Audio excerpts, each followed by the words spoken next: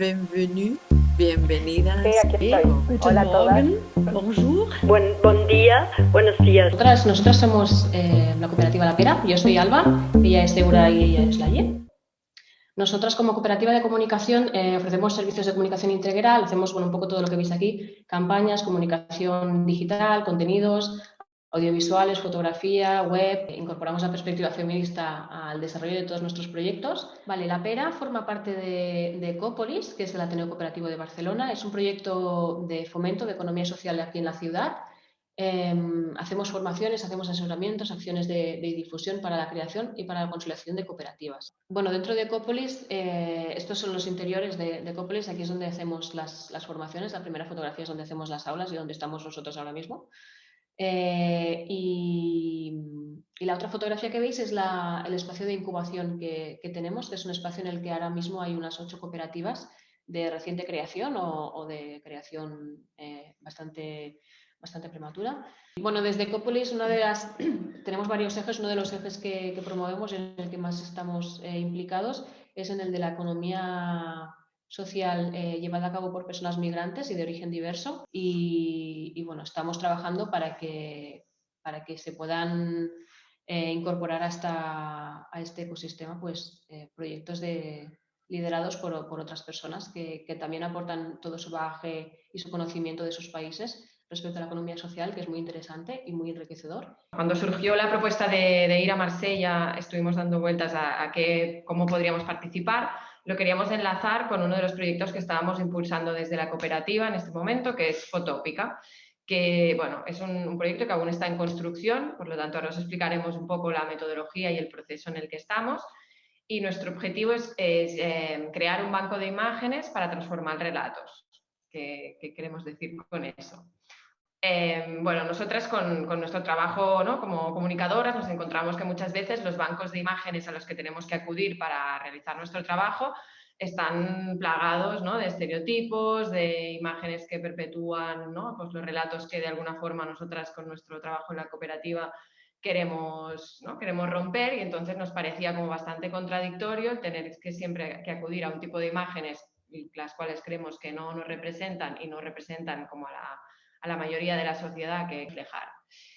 Entonces, bueno, básicamente el proyecto Fotópica sale como de esta, ¿no?, del hecho que nosotras trabajamos con la imagen como materia prima y creemos que esta imagen tiene que reflejar unos valores, el encontrarnos con que el tipo de imágenes que se están produciendo chocan con esta perspectiva que queremos mostrar, y también con la voluntad de incorporar a las personas protagonistas de estos discursos al proceso de creación de las imágenes. Y nosotras creíamos que era importante introducir a las personas protagonistas de estos relatos alternativos o diversos que queremos reflejar, también en el proceso de crítico, tanto de analizar qué imágenes les gustaría protagonizar, como de ser partícipes luego de, ¿no?, tanto apareciendo en las imágenes como pensando cómo tendrían que ser.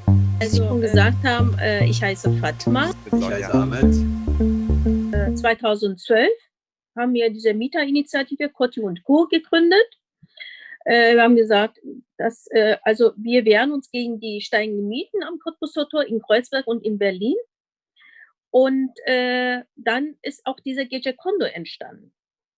Dieser Gecekondu, die Bedeutung ist dann halt, es ist die Bezeichnung für provisorisch aufgestelltes Unterkunft, die sozusagen über Nacht gebaut wurde und dann auch so bleiben durfte. Kommt von osmanischem Recht sozusagen. In der Türkei sind ja auch viele Gecekondus sozusagen. Ja, so war es dann. Das heißt, wir haben gesagt, wir als Nachbar tun uns zusammen, gründen diese Mietergemeinschaft, Kotti und Co. und protestieren gegen die hohen Mieten. Jetzt mache ich immer noch also im Gecekondu Beratungen, also über Mietrecht, über Sozialrecht, und dann schließlich nachhinein also kam Strafrecht, Familienrecht und Verkehrsrecht.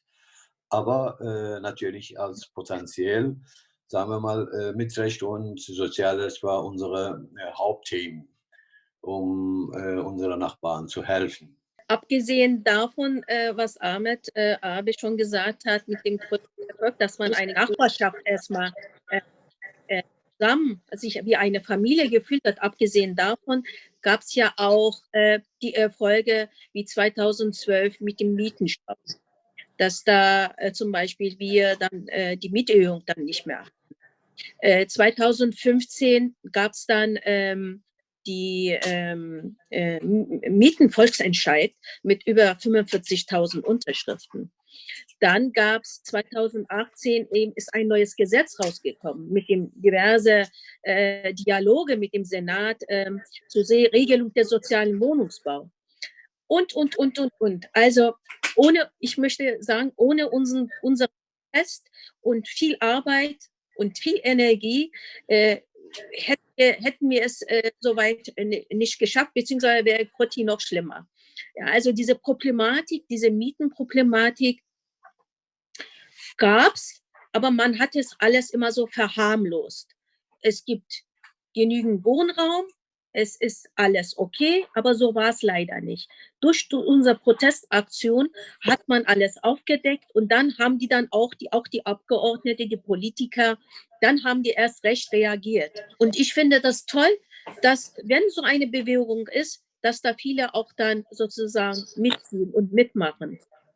Ja, es sind sehr tolle, auch die Nachbarschaft, es sind Frauen dazugekommen, die vorher mit Demo nie konfrontiert waren. Und die haben da mitgewirkt und fanden das toll. Auch im Gecekondu, diese Schicht halten. Das war wirklich was Besonderes. Bonjour à tout le monde. Je suis Benoît Ferrier. La question du média participatif. Merci pour l'invitation. Tabasco Vidéo, c'est une association qu'on a créée en 1999 déjà sur 2 axes de travail. Réaliser des films, donc plutôt de type documentaire sur les thématiques de société. Et l'autre partie aussi, c'est de faire de l'audiovisuel participatif, c'est-à-dire d'accompagner des groupes de personnes de tout âge, de toute origine. On a travaillé vraiment avec beaucoup de personnes sur des thèmes très différents et de les initier, de les former aux outils de la caméra, du son et de les accompagner dans la démarche de faire un film. On est tous légitimes pour porter un discours sur notre ville, sur notre quartier. Dans ce cadre d'audiovisuel participatif, on a monté un atelier qui s'appelait Atelier de journalisme citoyen méditerranéen. Donc on a monté un projet avec des Tunisiens à Tunis, avec des Romains à Rome.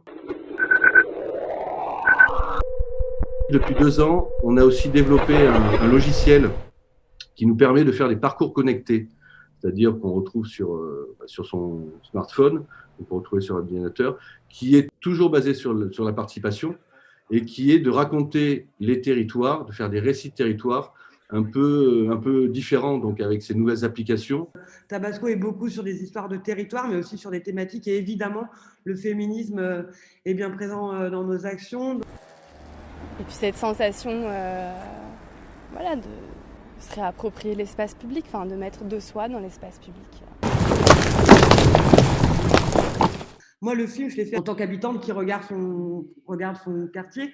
Donc, c'est vraiment le reflet de mon ressenti à ce moment-là, quoi. Je propose que par rapport à ce film, c'est le meilleur moyen là, de faire un bon lien avec Valérie qui est là et qui, elle, est très impliquée dans le collectif 5 novembre, puisque suite à cet effondrement, il y a eu un collectif d'habitants qui s'est un peu mis en place. Alors, sur le site, vous avez les derniers communiqués. Donc, le collectif s'organise pour défendre les droits des personnes évacuées et pour des enjeux de mémoire sur les personnes qui sont mortes. On a encore un guide en ligne qui sert aux personnes qui sont évacuées à défendre leurs droits, à s'organiser. On a des types d'actions extrêmement différentes qui ont été affichées. Je trouve que là, on est dans un sujet qui m'intéresse beaucoup, moi, qui est comment est-ce qu'on occupe l'espace public d'une ville. Et donc, le collectif du 5 novembre a été extrêmement efficace à afficher, à recouvrir les murs, à occuper l'espace public. Nous, on fouille tout, on cherche tout, on prend des photos. Et c'est une honte que c'est nous, simples gens, habitants, qui déclarent aux bailleurs qu'il y a une fuite là. Le journal s'appelle La Marseillaise et nous avons appelé le projet Marseillaise au pluriel. On a décidé avec La Marseillaise de faire une série de portraits, une fois par semaine. Ils ont publié tous les week-ends le portrait d'une militante femme de la société civile marseillaise. On en a fait, je crois, 24 ou 25, donc jusqu'aux élections municipales, toutes les semaines un portrait. La question de l'image, de la mise en avant de la personne, elle est problématique, elle reste problématique, et je pense que c'est une chose sur laquelle il faut qu'on travaille, toutes et toutes. Mais je pense qu'en tout cas, au jour d'aujourd'hui, on en est encore à cet endroit un peu de blocage. J'ai aucune idée depuis combien de temps je parle. Moi, je vais trop longtemps. te remercier, Valérie, beaucoup pour. Tu as abordé beaucoup de questions qui touchent aussi au travail de la Pera Mujeres Palantes Tabasco Video. Merci beaucoup à tout le monde. C'était vraiment chouette de connaître tous vos projets. Bravo à tous vos projets. Bravo à la Pera et Mujeres Palantes. C'est vraiment chouette de connaître tout votre travail. Gracias a los participantes, las participantes, les participantes, como quieran sentirse en el género. Y el año que viene en Barcelona trabajaremos con el tema feminismo y por tanto todas las propuestas que se han presentado hoy